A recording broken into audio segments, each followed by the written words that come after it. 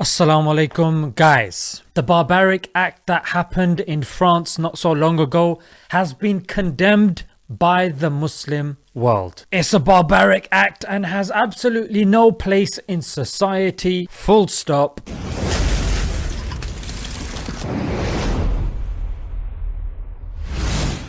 Alright guys, so I'm going to try keep this video as short as possible, and my two main themes that I want to discuss are this whole talk about freedom of speech and the freedom to insult people, and this whole notion of beheading, something that we are not used to seeing in the West, and the fact that now it's been linked with Islam and now Islam is under fire. Let's deal with these 2 points because let's face it, for the average individual, these are the only 2 points that really matter. So the first thing, the violence, beheading. Even when I saw it, I was like, what the hell is going on here, mate? And the fact that it's linked to Islam, naturally all the frustration is directed towards Islam. Islam is becoming the scapegoat, but hold on 1 minute. It seems that only Islam has the monopoly and the copyright over barbaric violence, but this is absolutely contrary from the truth. Let me give you a few examples. Number one, torture. But we tortured some folks. That's right, and Obama and other US leaders are Christians. The emails are part of how the president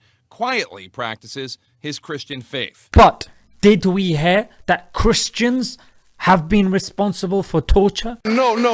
Israel dropping white phosphorus on Palestinians, which literally melts their skin. This is what happens when white phosphorus meets human flesh. It completely burned the children from head to toe, she recalled. But do we hear Judaism being blamed? No. In India, there is mass raping and mob violence and killing just because certain people are eating beef. Do we hear Hinduism being blamed for this? No.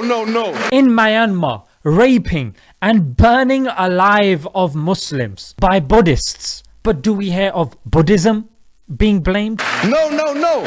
Of course not. In none of these examples do we hear the religion or the adherents of the religion being blamed. Why? Because in all of these cases, they are state-backed, which means backed by the government. But when Muslims are vocal about these, it falls on deaf ears because it's the Muslim masses against governments.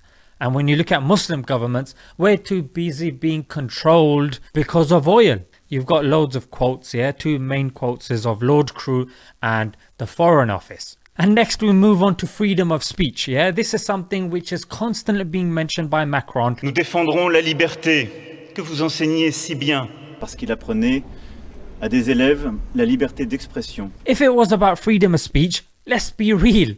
You should be able to disrespect the French flag and the national anthem. Number two, isn't it freedom of speech when someone calls Macron Manu?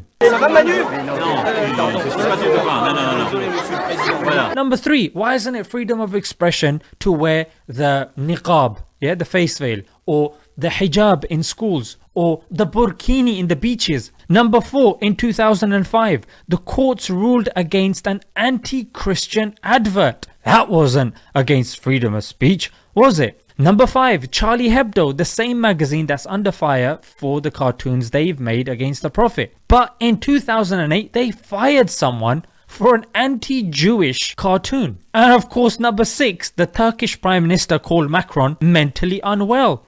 Öncelikle bir akli noktadan kontrol etmesi lazım. He was exercising his freedom of speech and he was kind of stating the facts, and Macron reacted by calling back their foreign diplomat. So that it seems like France isn't exercising absolute freedom of speech. And even academics, you won't get a single credible academic saying there is absolute freedom of speech. And Hamza Sources made a very good point, freedom to insult. If I'm giving a speech about progress and I start with saying, alright you mugs and nonces and douchebags, how you guys doing? How on earth? It doesn't make any sense. It's clear that Macron is suffering. Even his dog has got a problem with him.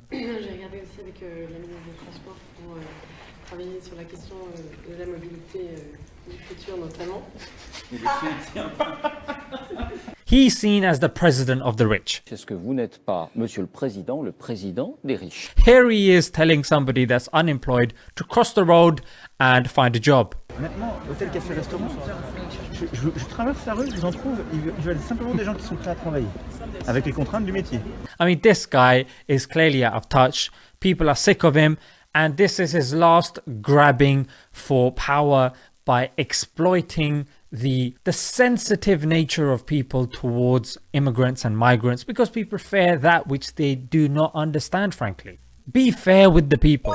I mean, the interior minister, even he admitted that they're not being just with the clampdown on mosques and charities. Yeah, so go easy on your people and don't create more terrorists. Yeah! Until next time, Assalamu alaikum.